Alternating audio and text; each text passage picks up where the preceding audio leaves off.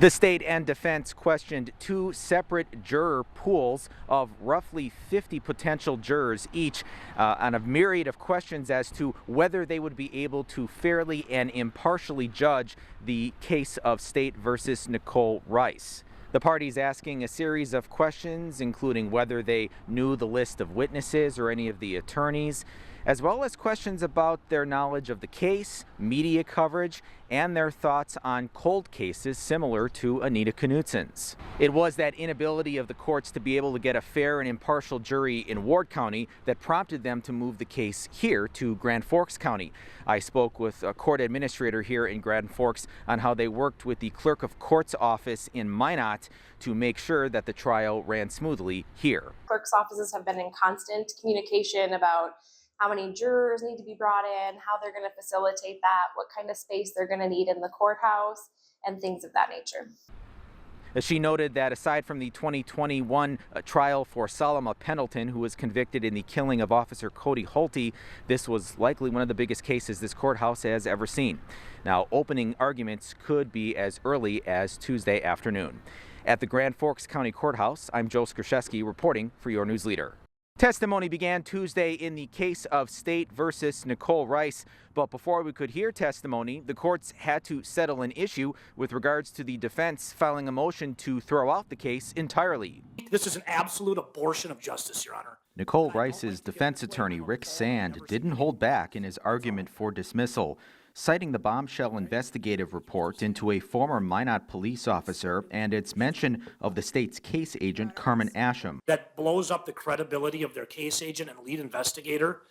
There is so much work and so much investigation this creates on our behalf that I believe this rises to the level of dismissal. Prosecutor Tiffany Sorgan noting Asham was not the focus of the report. Please note, this is a report regarding Lieutenant McLeod.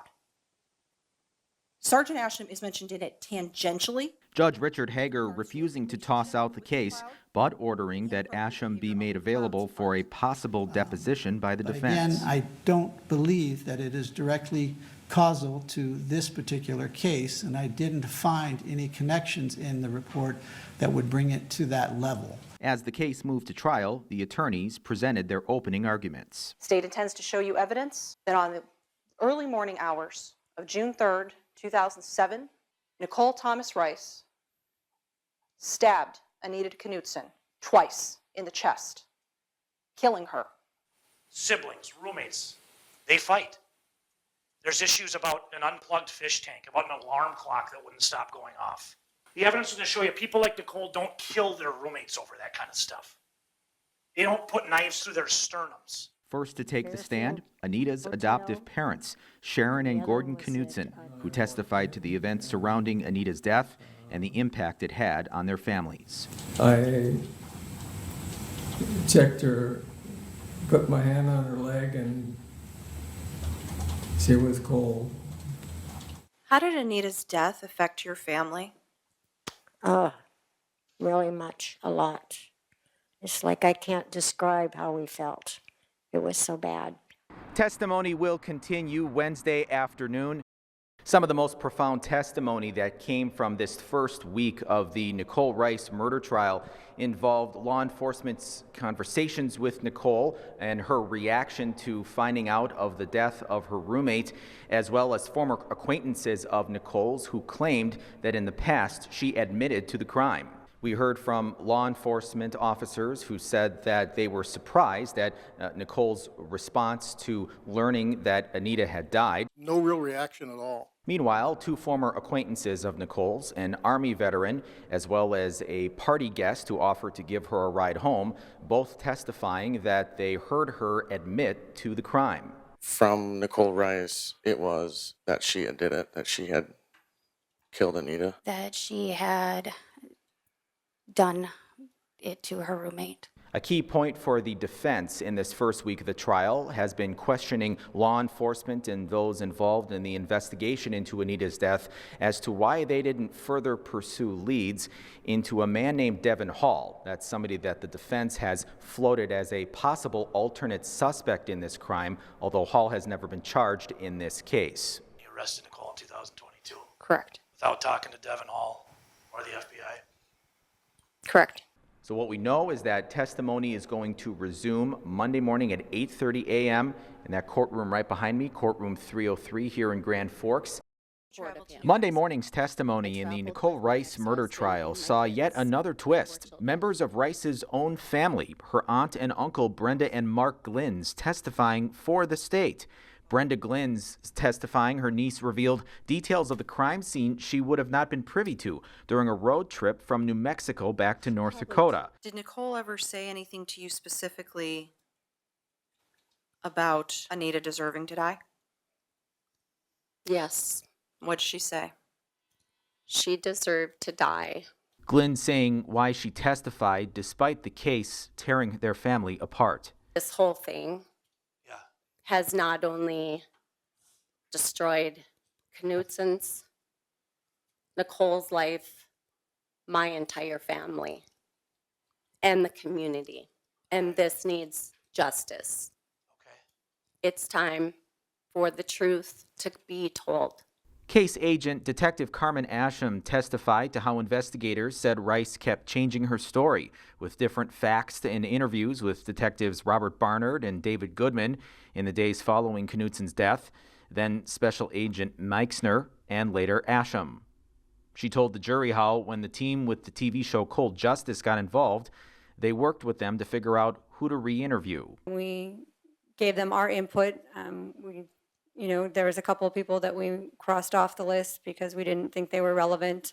I know there was at least one person they had on the list that we knew to be deceased and we're not going to be able to re-interview. So you had some input into the re-interviewing, is that correct? Yes. Was Cold Justice calling the shots? No. In cross, the defense questioning Asham's credibility after she was named in an outside investigative report into the conduct of former Minot police officer Matthew McLeod. Asham was not the focus of that report, and McLeod was never charged. As the state rested, the case turned to the defense, who called private investigator Doug Coons to the stand. Coons, a former FBI agent investigating the case since 2023, and was critical of the state's position that Rice was their suspect. We went from the house in Velva to the family function, and then, okay, in this first version, we left out the bar. But why is that significant? She still isn't back in Minot where she would have had access to Anita. Coons also revealing the defense paid him a flat rate of $10,000 for his contributions to the case. His testimony will resume Tuesday morning. Find the defendant, Nicole Aaron Rice, not guilty.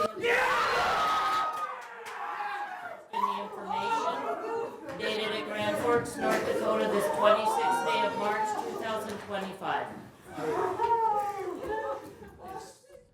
That was the reaction heard in a Grand Forks courtroom this morning as Nicole Rice was named not guilty in the 2007 killing of her roommate, Anita Knutson, in Minot. With the latest on today's verdict, we bring in our reporter Joe Skrzyszewski, who's been covering this case from the beginning. Good afternoon, Joe. Yeah, good afternoon, Krista. It took the jury of 9 men and 3 women all of about 6 to 7 hours of deliberation to return their verdict of not guilty against Nicole Rice in the 2007 killing of her then roommate, Anita Knutson, in their Northwest Minot apartment. As you heard there, that very emotional outburst that came from the Rice side of the courtroom. The Knutson side of the courtroom was a little more reserved, but nonetheless, they were obviously disappointed to the verdict. The Rice side of the courtroom was very happy and elated with the verdict. We saw in that hot open, we saw Nicole Rice collapse onto the table in tears, presumably tears of relief. It took the Grand Forks County jury of 9 men and 3 women just over 6 hours to return a not guilty verdict against Nicole Rice in the 2007 death of her roommate, Anita Knutson, in Minot. Nicole Aaron Rice, not guilty. The defense crying out in jubilation as the clerk of court read not guilty, with Rice collapsing in her chair, overwhelmed by emotion. It's the conclusion of a 3-year-long case against Rice that took several twists and turns. At trial, the prosecution saying Rice had means, motive, and opportunity, pointing to her alleged confessions to 2 people and inconsistent statements to law enforcement. And he told you during his testimony that he caught the defendant in a lie during that interview about where she was at or around the time of the murder. But in the end, the jury sided with Rick Sand and his defense team, who characterized the case against his client as a media circus due to the national attention it received. It's a media circus because they can put her in that chair, and these people helped them do it. And it's garbage. And they should be ashamed of themselves, all three of them. Family and friends of Knutson's reacting to the verdict.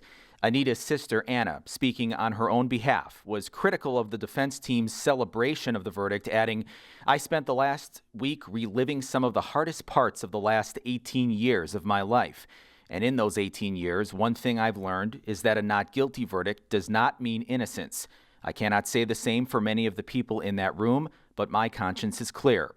Anita's childhood friend, Tyler Schmaltz, an outspoken advocate for her case over the years, saying in part, "God truly knows what happened that night, and we all will have to stand before him one day and be judged, and I am happy knowing when that day comes, I get to meet Anita again." Nicole Rice walked out of the courthouse Wednesday, now a free citizen, and took part in a brief prayer circle with her family and her law team before going her way. As for the Knutson family, they're still left searching for answers as to the loss of their loved one, Anita.